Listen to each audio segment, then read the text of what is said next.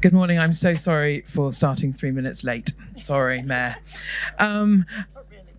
Welcome to this session this morning in the Cambridgeshire and Peterborough Combined Authority Pavilion. It's fantastic to see you here on the Thursday morning. The real committed ones stay for the Thursday. It's fantastic to be here with this panel. I'm very grateful to my panel members for their time and for taking the moment to discuss this really important project. So without further ado, I'm going to ask my panel members to introduce themselves, and then we'll spend a bit of time from each of them hearing about their vision for the Eastern Gateway, the growth intersection to the east of England. Handing over first of all to the Mayor. So I'm Paul Bristow. I'm the Mayor of Cambridgeshire and Peterborough and was formerly the Member of Parliament for Peterborough. Do you want me to talk a little bit now, or do we just introduce? If we just introduce and then I'll come back to you. I'm Lucy Nethsingha. I'm the leader of Cambridgeshire County Council. And I'm Esme Yuill. I'm the Head of External Affairs at Transport East, which is the other subnational transport body, other than Naomi's, that covers the east of England. Thank you very much, and to reminding me for introducing myself, I'm Naomi Green. I'm Managing Director of England's Economic Heartland, which is the subnational transport body that covers the Oxford to Cambridge Growth Corridor. Just handing over to Paul. Paul, today we're launching a refreshed vision for the Oxford to Cambridge Eastern Gateway, the growth intersection. Would you mind setting out for the audience your vision for rail in the east of England, but particularly for the growth intersection, and how we translate this vision into action? Sure. So the sort of fabled Ely Junction, or the Ely Area Capacity Enhancement, I mean, this is not new. We've been talking about this now for about 23 years. And it's always been one of those projects which has just not quite cut the mustard. It's always been 3rd or 4th on the government's list of strategic projects, and things haven't changed, sadly. But the case is unarguable. It's based upon freight, how much freight we can get off the roads, and we can get freight into the centre of the country much more quickly, but it's just not working. So the idea is to think about, right, okay, what more do we need to do in order to try and get this over the line? What more can we do to actually create a business case for it? Perhaps raise some of the money ourselves, through land value capture and other things, other private sector models. But at the same time, try and actually make a case for this. Because, look, we are now in a much more competitive market. We've got mayors in the north of England who are making the case for their transport infrastructure needs with, BCVs, which are BCAs much lower than that of Ely. And so we need to think again. And so what we want to do is we want to create a case which is not just based on freight, but it's also based upon homes, transport and connectivity. Because, when you've got somewhere like Cambridge South, which is opening, I think, next month, fingers crossed, Cambridge South at the biomedical campus in Cambridge, that is the largest employment site, I think, in certainly the Greater Cambridge area, if not the whole of Cambridgeshire and region. 23,000 people work at that site, a contribution of 4.7 billion to the UK economy each and every year, with an ambition of getting that up towards 18 billion. I couldn't quite understand realise and imagine that scale of that ambition in that area, and a further 20,000 jobs.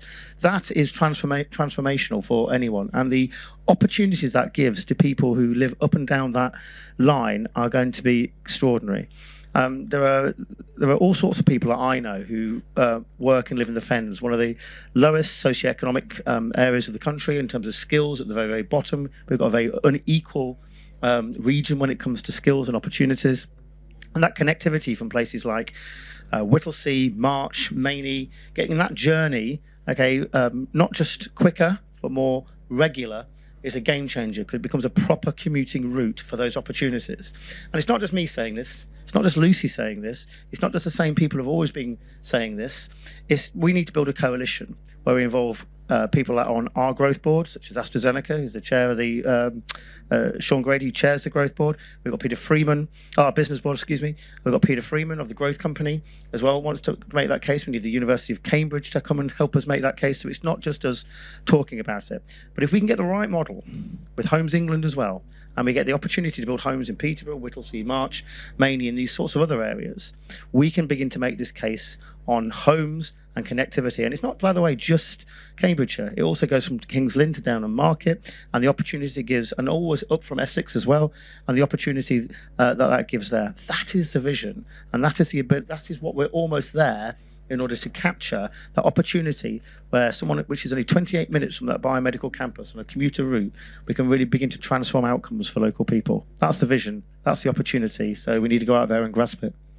Fantastic. Thank you very much, Paul. And I think through this discussion, we'll unpack some of those comments, particularly around kind of the reality of this as an opportunity for people living and working in Cambridge and the surrounding area. So I'm really looking forward to hearing that. Just moving on to Lucy.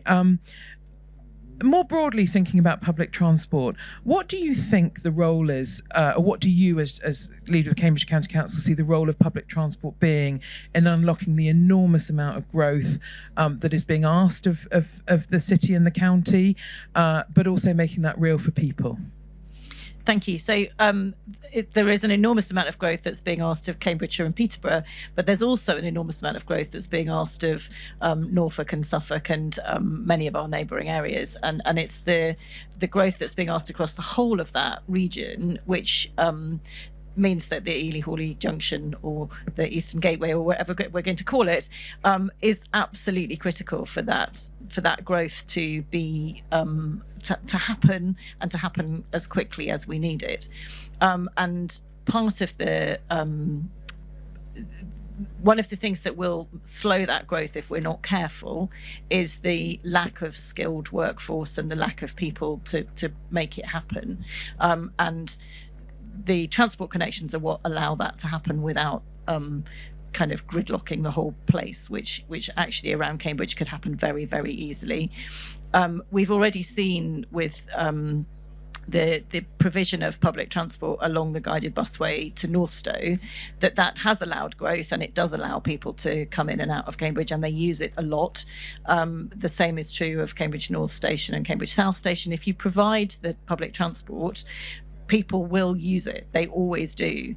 And it is also one of the things that enables significant levels of growth to happen without massive pushback from local communities, because people want good public transport. It is widely recognised by communities as one of the key things that hasn't been delivered as much as it should have been in the past, but that does improve the quality of life of existing residents as well as allowing new communities to happen.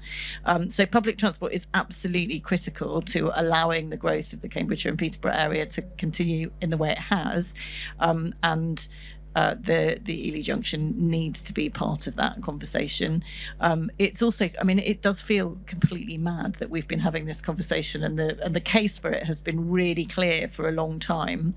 And the more that East West Rail happens, the clearer and clearer it is that this needs to happen as well. But government just don't seem to be kind of paying attention. So maybe we do need to do it ourselves somehow, but it's almost impossible to do that with Network Rail because it's a rail project. So we just need to get that buy-in. Thank you. Thank you very much, Lucy. And again, I think there's a couple of things that I'd like to come back to in that, some really interesting thoughts. But before we do that, just handing over to Esme. Esme, from the perspective of both Norfolk, Suffolk and Essex, and the very important role that those areas have working with Cambridgeshire and Peterborough, how do these proposals help unlock economic growth across the whole of the East and indeed beyond that? Thanks, Naomi. So if you look across the rail corridors that lead in and out of the Cambridge wider economic area and go into Norfolk and Suffolk and North Essex, you've got frequencies of, on average, around an hour per, one train per hour running between Norwich, Ipswich, into Cambridge, etc. And a few more at peaks. And then from Ipswich to Peterborough, through Ely, that's one train every 2 hours. No, it's not That's a core connector from Ipswich to the rest of the UK and the communities along that route. It forces people into trains, into cars. It forces people through London that don't need to go through London, adding costs onto their journeys as well as time. And it's this capacity constraint on that corridor that means that the innovation that is happening in Norwich Research Park, in BT Addestrel Park in Ipswich, that's burgeoning at Gateway 14 at Stowmarket, and is coming up through the Stansted cluster and all of the £1 billion worth of investment that they're putting in, and the Harlow College for Engineering that is also located at Stansted. It makes it so much harder for those people working and investing and innovating in those spaces to connect with the clusters in Cambridge, to agglomerate, to scale, to join together across so many sectors, on agritech, on digital, on AI, on quantum computing, on space. They're all working in this space. They just can't talk to each other very easily because they can't get to see each other face to face. So I think what I'm hearing there is about a region that has an incredible contribution to the UK economy, and through the local growth plan in Cambridgeshire and Peterborough, the ambitions for growth are really significant, and then indeed beyond that going into Norfolk, Suffolk and Essex as well. We'll come on to the role of the railway in connecting the rest of the world, the rest of the country to the world later, but it seems unfathomable that this particular scheme, which costs on 2021 prices about half a bit for 500 million. 100,000. Sorry, we're all good. How is it possible that this is not being mobilised within government? Because look, it's look. I'm going to tell you the story. I can tell you the truth, right? I asked this very question to Peter Hendy, and he said, well, Paul, look, it is an arguable, right, but it's always about third or fourth, and on the list, and it will get bumped because a northern mayor makes a better case about connecting Liverpool and Manchester, or Leeds and Bradford, and they'll make better cases than we make, because the case is based entirely around freight. And freight's not exactly very sexy, is it? And that's where the previous calculations about his value have been made. So when I went there and when I met with him, and I thought, well, just going and doing the same thing we've done for 23 years, repeating the same mistakes, is the definition of madness. Doing this thing over and over again and expecting different results. And Paul Bristow making that case, or with all due respect, Councillor Nethsingha making that case, it's not worked so far, has it? And who on earth is listening to us? So there are two sort of things that I thought we might do in order to try and, or three things we might try and do in order to get it from third or fourth to, first or second. The first is that I think as I said earlier, we build the case around homes and connectivity and opportunity, rather than you building the case just around freight. So Stansted Airport, right? There's a college at Stansted Airport, and I met. I went there to see all the young people who are benefiting from an education at Stansted College, and the number of people wanting to be engineers, wanting to be pilots, wanting to be other things, and they come from, a lot of these people, from what as far away as Peterborough, getting the train every day from Peterborough to go to Stansted College, and all the villages in the fens and in between. And these are young people who are making that journey each and every day, despite the train being only once every 2 hours, in order to go to college.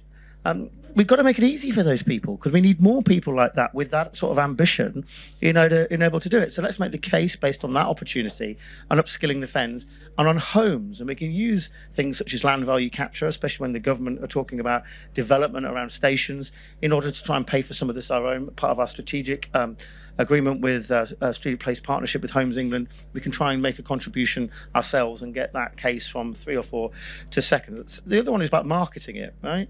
Marketing it as the Ely Junction. I just think we need to think a little bit more creatively about how we do it, and have this sort of idea, if you attach the word Oxcam to anything, money's piling out of the Treasury. So maybe we should call it the Oxcam Eastern Gateway and beyond, all those opportunities in the east of England, rather than, anyway, that's just me being a bit PR-y and silly, but I thought that was a way of trying to package and attach your agenda to that of the government's, okay? Because it's true. Because if you want to work at AstraZeneca and you want to buy a 4-bedroom family home, in the centre of Cambridge, you need £1 million. And not everyone at AstraZeneca is, the good jobs are well paid, but, that's an extraordinary amount of money to find for a young family. It's not going to cost you £1 million in Maney or in March or even in Peterborough, or Downham Market or Kings Lynn. And if you look at heavy rail, the highest number of commuters from heavy rail into Cambridge to work is actually from Kings Lynn. Yeah. So suddenly you're actually beginning to, make that case a little bit different. So I need other people to talk about it, not just Paul Bristow. Okay, that's why we've got Sean Grady from AstraZeneca. That's why we've got the University of Cambridge. That's why we've got Peter Freeman. We need to build a bigger case rather than, well, this is my one little project and I want it. You need to make a bigger case, pay for some of it yourself, and talk of it around homes and opportunities and connectivity rather than just basing on freight. And actually, if you think about the route through those villages in the Fens, I don't know whether many people in the room know that part of the world very well, but it's actually incredibly rural, incredibly close to these huge globally significant locations, and actually rare to even have a railway at the moment. So many rural communities have lost their railway, so my goodness, we should try and make the most of it, and that is absolutely part of the story. Lucy, how can we make something like what was called Ely Area Capacity Enhancements, which I recognise the Mayor is correct, it's not the sexiest of things. How can we make this feel really real for communities so that they're part of the story and that they can get behind it, and therefore by doing that also bringing in businesses as well? So I think I think Paul's right. We do need to look at the title to a certain extent. I'm not sure that calling it Oxcam is going to necessarily go down that well in Norfolk and Suffolk, who are probably part of the Eastern Gateway too. Absolutely. So I think that the Eastern Gateway thing is part of it. I think what we really need to do is make sure we're focusing on what this will actually unlock for communities, which is a much more frequent rail service. It is and I think. While that is a really important thing to sell to communities, and we need to be making clear the impact that will have on communities and the capacity for growth in that northern part of Cambridgeshire, but also in Norfolk, we also need to be not losing the side of that that's also about freight, because one of the things about this project is the massive number of different advantages that it brings. It brings in so many different elements. But for individual communities, the fact that you might be able to have a train that runs every half an hour rather than every 2 hours is just transformational. It makes so much difference to the potential to use that as a regular commuting route. And that's critical for those communities in the north, but it's also critical to the potential for growth in the south, and linking up those different parts of our area. Because the thing that will, and I know many of the businesses have been aware of this for some time, that the thing that will eventually kill off growth in the Cambridge area, if we're not careful, is the fact that it becomes overcrowded. House prices are completely unachievable, and that is already the case in quite a lot of southern Cambridgeshire.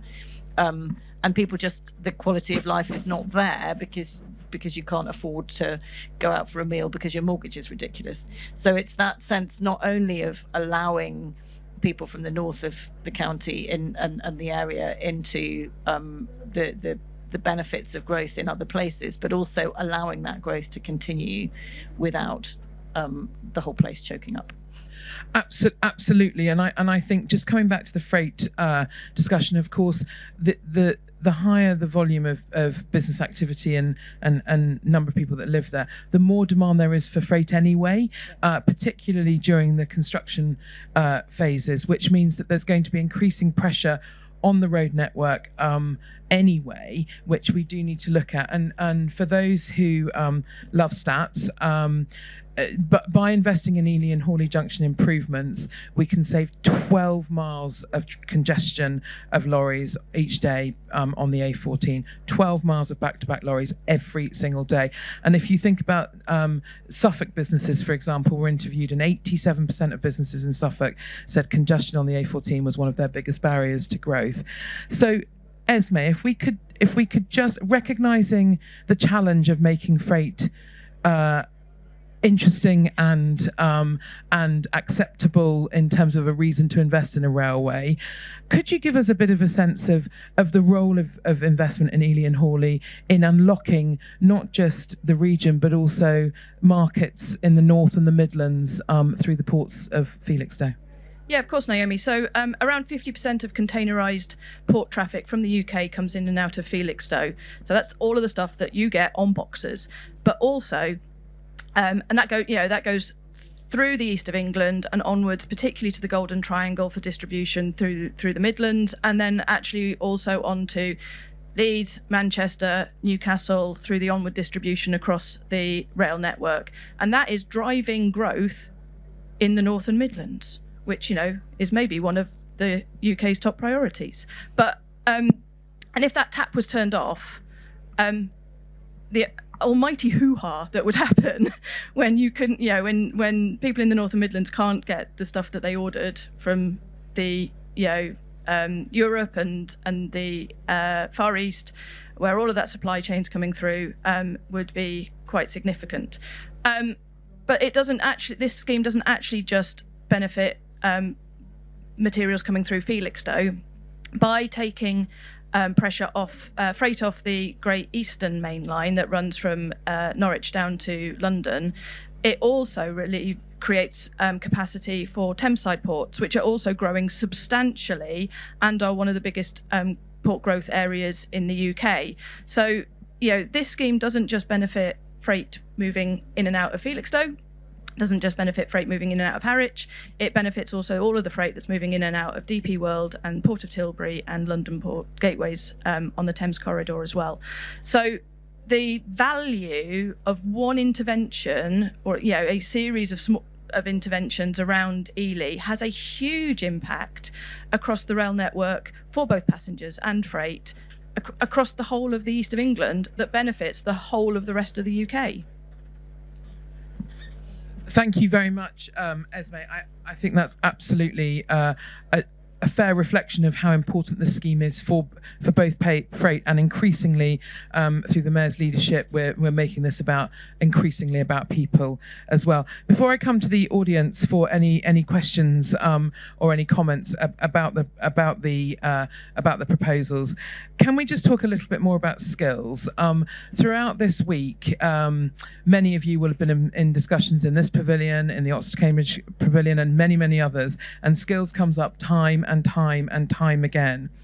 So I think I just want reflections from each of you on more broadly how connectivity really needs to help address skills shortages in high growth sectors like life sciences, clean tech and agri-tech, and how we need to use both this scheme but more generally public transport to unlock that. And I might come to others in the audience if they want to reflect on that as well, because I think catching your views and experience on this will be really welcome, maybe starting with Andy.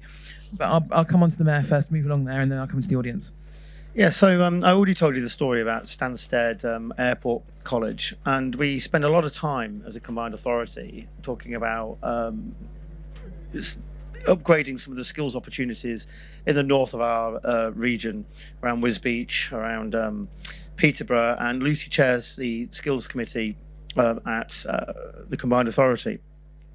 I grew up in a little town called Whittlesea, which is between Peterborough and March. And every day I used to get a bus to go to the sixth form college in March, because there wasn't one at the time, in Whittlesea. The irony is swap the other way around, but that's a different discussion.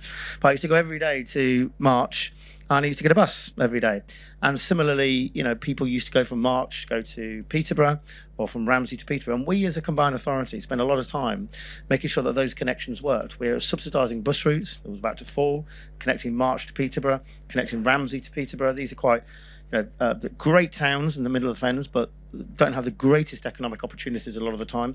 And the Fens are right at the bottom when it comes to skills opportunities. So that's where public subsidy should come in terms of buses, trying to make sure that young people have the opportunity to go to college in Peterborough. And we spend a lot of time kind of resolving those sort of challenges and making sure we spend a lot of public money trying to connect those. Spend a lot of public money on the Tiger Pass, which means that people are able to use public transport buses for just £1 under the age of 25 across Cambridgeshire and Peterborough. And goodness me, I hope the government actually take notice and keep that bus fare cap and come up with some sort of young person scheme of their own. I think that would be a jolly good thing to do. But we spend a lot of time and money, and it's the right thing to do, making sure that there is that connectivity for young people to go and obtain the skills that they need to go on and get good jobs and good careers. And this is just about the single thing, I think, the single biggest thing we can do in terms of making those connections between the fen towns and the north of our area, but also the rest of the wider region, Norfolk, Suffolk and North Essex, to the opportunities that are presented in Cambridge. That's probably the one single thing we can do to make that commutable, that will up skills in the fens and in areas where perhaps the results aren't quite as good as they should be. Fantastic, thank you very much. And if I hand over to Lucy, any reflections? So I think that the skills question is something that is increasingly being discussed by people, but I just don't think that we're moving fast enough on making sure that we have plans which are not just plans on bits of paper, but are actually having an impact on the decisions that young people are making in the second half of their school career and then in their choices at 16 and 18. Having access to a range of choices for post-16 education is something that happens automatically to people who live in kind of large-ish urban areas. And if my kids grew up in Cambridge, the range of choices of kind of post-16 education that they had was fantastic. That is so much not the case for young people growing up in rural areas in North Cambridgeshire, in Suffolk, in Norfolk. And providing high quality rail and bus networks so that those young people have similar choices to those who are growing up in urban areas is unbelievably important to make sure that we're going to have the workforce we need for the future. And public transport has to be part of that, particularly because actually most families cannot afford for their young people to learn to drive these days. It's just unaffordable, and therefore if you don't have decent public transport, the restrictions on opportunities are massive. Yeah, just to come in on that, Naomi, we did some evidence through our Rural Mobility Centre of Excellence around rural connections and youth opportunities called Rural Routes, Limited Routes, and we had first-hand evidence from students from across Norfolk and Suffolk that said they don't choose their course or their career choices based on what they'd like to do. They choose it on where they can get to. Yeah. But they also miss classes first thing in the morning because they can't get to their first lecture. They duck out at the end of the day so that they can make sure that they get their bus on time, which means that they miss out on the social connections and the confidence building activities that you can undertake at college and university. We had colleges saying that they run their own minibuses to, into communities to be able to get kids to school, to college as well. And a lot of the routes that pan off and would benefit from the Ely improvements run through our rural communities into market towns and hubs in those spaces. And that would be game changing with additional bus investment. And one of the challenges that we have currently on our side is that we do not have mayors in Norfolk and Suffolk and Greater Essex yet. And we are honestly desperate for that to come forward to be able to do the strategic planning effectively around public transport, skills and economic growth that Paul has the opportunity to do, and bring people together, bring all of our authorities together to look at that holistically and put the investment in the right places across all of that economic system. That's bearing in mind we're talking about a place that is not far from one of the most powerful cities in the world. It is quite sobering. Thank you very much for that. So just before I hand over the mic to the audience, just for those who don't know what the proposals in terms of the impact of investing in the growth intersection, that would be doubling services to every half hour between King's Cross, Cambridge and King's Lynn. It would be increasing frequency to double again, so every hour between Peterborough and Ipswich. If you do those two, so that's largely enabled by Ely, plus 6 additional freight trains a day, which then takes that traffic off the roads. Then if you add in a cheap signalling upgrade, cheap being proportionate, you actually get Cambridge to Peterborough services every half hour. Bearing in mind the significance of those two cities, it is incredible that there is only one train an hour, and so this would enable that to happen as well. And then finally, if you add in Hawley Junction, you get every half hour services between Cambridge and Ipswich. So that's what this is about. There are many other rail schemes in the east of England that we haven't picked up as well, and I'm sure there are colleagues in the room might want to mention sort of station improvements and all those sort of things. So this is a focus on this proposal, but we're up for hearing about other things that are kind of priorities for you, if they unlock those particular priorities of the east of England and the Cambridge and Peterborough combined authority area. I'm going to open it to the audience for reflections, comments, and particularly to pick up any of the things we've talked around freight, skills, housing. Andy's going to come in. So I have been handed the mic before in one of these meetings, so that's okay. So Andy Williams, I'm chair of the Oxford to Cambridge Supercluster Board. And I've always made it clear my supercluster runs from Bristol to Norwich and Ipswich, and then through its connectivity through the main lines up to Liverpool, Manchester, and Leeds, and then up to Glasgow as well. That's a life sciences dig into today. Well, I mean, but I think that, and you're right. So Paul said that it sounds like the country, and the reason it's the country is because the businesses on the supercluster board actually don't have geographical constraints. They don't recognise particular areas. They go where the capabilities are. So I'll do a bit of history, then I'm going to ask Esme the question, because I will have a question. So I was in the history as well, Paul. I was back in, and this sort of, the narrative, or the more recent narrative, came through the National Infrastructure Commission report, which I was peripherally involved in, having just started the move of AstraZeneca to Cambridge. And they had a lot of technical experience, but not an awful lot of emotional experience, and I hope they're not in the room today, because the two projects they were very keen on was East West Rail, because it would generate 1 million homes, and they were interested in Ely Junction because it would take lots of freight off the road. And frankly, neither of those projects are particularly sexy. I think I've told you, privately, and I think I told Alison as well, is, the next conversation was East West Rail it disappeared several times. East West Rail has been on and off the agenda several times. I said, right, I'm going to start off by sorting East West Rail, then I'll move on to Ely Junction and make that sexy as well. And the way we turned East West Rail around was making it an economic business case as opposed to a housing case. So the economy, the housing and the skills following the economy and the capabilities that we have. And that would be my same advice for yourselves. I think we tried the skills card as well. So AstraZeneca have been out in support of Ely Junction before, and we talked about untapped population in the east of England. And actually, at the time when I was just Cambridge-centric and not worrying much about Oxford, I said Oxford actually doesn't have that. Oxford has the Cotswolds, we have the east of England. It's not the same. And actually, Cambridge has greater potential in some ways by tapping into the east of England as opposed to the wider area. I'm not talking about the skills stuff because it upsets me too much, as some of you will know. So Esme, the real question is, and I think you touched on it already, is I think getting the Cambridge and Peterborough business alone won't be enough. You're going to need to tap into the business community in the east of England, Norfolk, Suffolk, and parts of Essex. And that's a struggle with the current boundaries. So trying to find your anchor institutions, trying to develop what your core capabilities are, getting everyone together. And I know some of them, BTs and the Avivas, that's who we need to get on side as well. We need to bring in that wider business community. It can't just be a pull from Cambridge, because we have to push the opportunities out of Cambridge into the east of England as well. And I know you know that as well, Paul. So Esme, how can we bring those communities together? And we can't wait for devolution and mayors.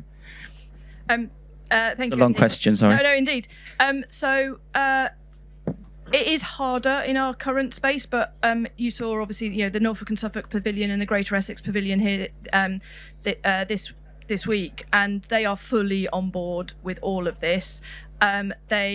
We've got within our board, our subnational transport board, we have the representatives from the business boards of our respective local authorities. We also have our chambers as part of that infrastructure as well. So, we are tapping into those connectors. But I think there is a really valuable point about trying to bring those voices higher up and more front and centre in that discussion. And that's something we can definitely take away in terms of, committed and consistent voices on this. Yeah. And again, obviously, it's just amongst friends now. there are members of your business board who have strong connections into the East of England, and perhaps helping them support the wider East of England, because it's all about convening and us all working together. I know your commitment to CPCA, but commitment to the East of England will be just as important to be successful. Look, absolutely, Andy, and no one regrets more that we don't have mayors in Norfolk and Suffolk and Essex than me. Now, it might not necessarily have gone the way I would have expected electorally, but that's not the point. The point is that we needed those mayors to create.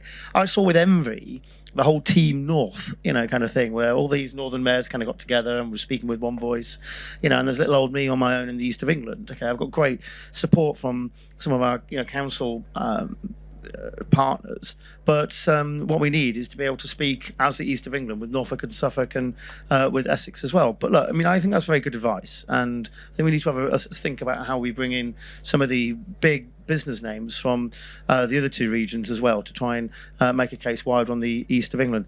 And just for case in point, Stansted Airport are 100% kind of behind this. And the other thing is, don't wait for permission. There's the idea, don't wait for the fact that we haven't got a mayor. Let's not wait for permission. That whole Manchester-Cambridge partnership, which is going good guns at the moment, that we didn't wait for permission to establish that. So why should we wait for permission to establish this? And I think probably one of the things I'll take from this session is that I need to get into Essex and to Norfolk and Suffolk and play a leading role there as well. Just to pick up on the point you were making about getting institutions to buy in, I think you're absolutely right about businesses, but I also think that the skills piece here is also really important, and one of the things that the supercluster has done, which has been really, really important recently, is to get the FE colleges and the universities both involved in that across the Oxford-Cambridge area. I think getting the universities and the FE colleges in the East of England involved in this conversation about Ely Hawley and about the opportunities, that the change in scale of opportunities that would offer young people needs also to be part of this picture, because if what we're trying to do is tell a story, that's an incredibly powerful story, and so I think we need to be talking to those institutions as well as to businesses. Hi, thank you everyone for that. My name's Lucy Pryor from Octavius Infrastructure. So we are a big tier 1 contractor working across all parts of transport. I've got a 2-part question. First of all, probably more for Esme and Paul. How are Network Rail in their routes and regions versus GBR and their integrated business units, are they a help or a hindrance, and can prospective tier 1 suppliers help you in that respect in any way? And then separately to that, the ongoing discussion around skills in any and every sector, it's that longevity of pipeline, because we absolutely want to invest in skills and take on apprenticeships, but if we've only got, say, a 2-year-long project, that's not long enough to see a kid through to their graduation, and that's a heartbreaking thing to be a reality. Thank you very much, Lucy. On the Network Rail, Great British Railways, Anglia Integrated Unit, whatever they all might be called currently. So this area is one of those areas that is changing faster in that space. So Greater Anglia, C2C and Network Rail have already come together underneath what is called the Anglia Integrated Rail Unit, something along those lines, currently being led by Jamie Burles, who was former MD of Greater Anglia. Actually, that change is very helpful in this space. We've already had really positive conversations with their teams and their leaders on this. They were already all behind it. Network Rail want this to happen. Greater Anglia want this to happen. They were all working on this previously, but that ability to bring together the voices around passenger and infrastructure, and we've got actually the Rail Freight Delivery Group in that conversation as well, and some of the major freight operators in that conversation. So all of the right people are talking to each other. They are all very committed to moving this forward in the way that they can. Obviously, that transformation does have a little bit of a disrupting element in teams coming together and funding being moved around and what have you, particularly in advance of the rail bill. But they are very committed to doing what they can at any point in time to move this forward. Yeah, so one of the questions I get asked a lot is, did you prefer being an MP or do you prefer being mayor? What are the differences between the two jobs? And I think when I was an MP, you tweet occasionally and people pay attention to it. It was obviously nice being in Parliament and all the rest of it. But with this job, you actually get the opportunity to do something rather than to be somebody. And so one of the things I always tried to do as a Member of Parliament was meet with Network Rail. I find that incredibly frustrating and pretty impenetrable organisation. As Lucy said, sometimes they're challenging to work with when it comes to land and infrastructure and things like that. But when I asked to go and see Jeremy, the Chief Executive of Network Rail, put to him this case, he was all over it, okay? And it was just about basically having the opportunity as mayor. It wasn't a challenge for me to go and see him. They're about to open Cambridge South, next month. It's a game changer. Peter Hendy, when I went to see him, was all of this. So the ability to actually do things in this job and convene these things together is incredible. And I found subsequently Network Rail are actually one of the people who are most excited about the prospects of doing this in a way which means, we're not just going to government with a begging bowl. We're trying to come up with a way of perhaps paying for this in slightly different ways. Not the whole bill, but coming up with some sort of contribution locally or through private sector means to get this over the line. So I found that a little bit more easy than perhaps I had in the past. And just on skills, that point you made about 2 years is not long enough. No, I get that. I understand that. And look, one of the things I think that both Lucy and I share is that we need more devolution when it comes to skills, and so we can come up with solutions that actually are fit for purpose and can do some of the sorts of things that you need around certainty and around making sure that these opportunities last certainly a lot longer than 2 years. Can I also say, I'm from the north and I'm fully on with all you're all doing. Thank you. Thank you. Are there any more questions from the audience? Fantastic. This gentleman here. Hello, I'm Alex Nunn from Coffee Geotechnics. I think I'm looking at this from a slightly different angle. So just thinking about the sort of core rail corridor you've got there from Cambridge South to Ely. You'll, with these enhancements to the rail service, you'll have 5, 6, 7 trains an hour. So you've got a frequency of every 10 minutes. You're looking at sort of marketing it as a metro, or looking at pay-as-you-go ticketing to really try and enhance the great frequency that you'll have in that sort of core line. I think there are a lot of people who use that route very frequently anyway, and as actually somebody who spends what feels like half my life on trains at the moment, I'm not sure that you need the touch on ticketing for trains in the same way that you do for buses. It's because of the way stations are designed and things. What I think we absolutely need, and I know that Paul will be keen to support this as well, is much more integration between our different forms of public transport. So at the moment, if you are having to get a bus into a station, and then the buses don't line up with the trains, you have to get different tickets for each thing. So rather than focusing on the Ely Cambridge thing, it's the cross-ticketing across different forms of transport that I think would make such a transformational difference to people around Cambridgeshire. And I mean, step one of that is to get it between different bus companies. If we can then get that also including trains, that would be amazing. But my goodness, it seems quite hard to get step one. So let's do step one and then step two. But the rail use, I mean, partly because of all the apps that you can get rail tickets on, you can do that really quickly anyway. We just don't have that with buses. So that would be my initial thought. No, and the other thing just to add to that, I think, is if you look at the sort of that Ely to Cambridge sort of area, but you just kind of just limit it a little bit for Cambridge. We already are looking at a sort of mass rapid transit system in Cambridge to get kind of people in and around. There's a strategic outline business case being funded at the moment. But if you actually think about it, what's proposed in terms of heavy rail for Cambridge, you've already got Cambridge North, you've already got Cambridge Central, you've already got Cambridge South. With East West Rail coming, you've got Cambridge East.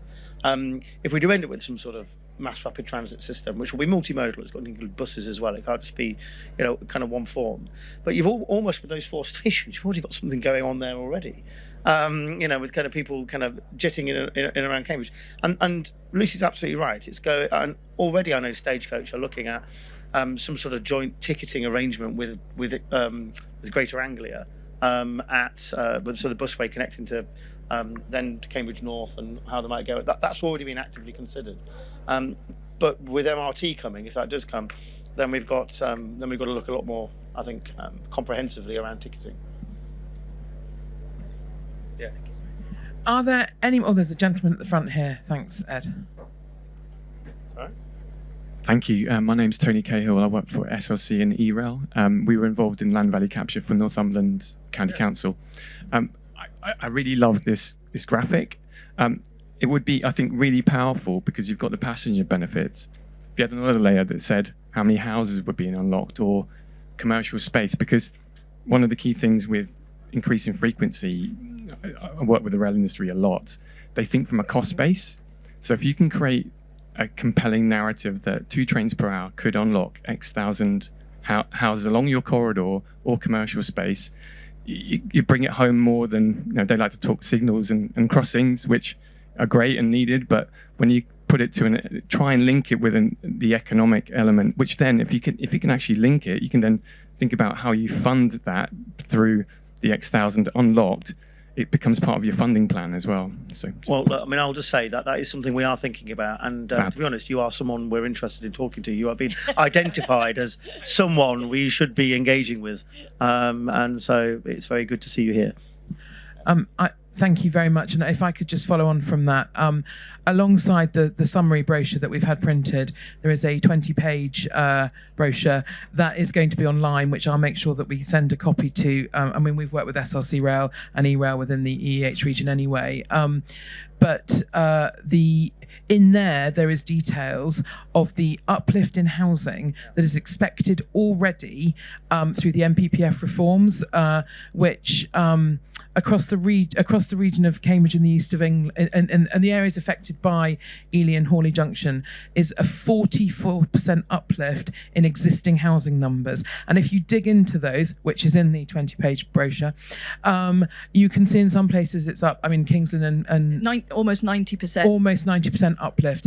And then, of course, in Cambridge and South Cambridgeshire, even the uplift is significant, but that's on top of already very high housing numbers. So the case, it's in the brochure and it's all nicely mapped. Just you can even see it pictorially. On that, Naomi, a lot of that local plan, like location work, is being done currently along some of those authorities. So they're out for calls for sites. Sarah in the lovely jacket there is from West Suffolk, and that's their process currently. Once we've got that evidence, we'll be able to determine where those site allocations start to look like they're coming forward more, over that plan period, and we can map that out more effectively. Fantastic. Thank you very much. Is there any more questions from the audience?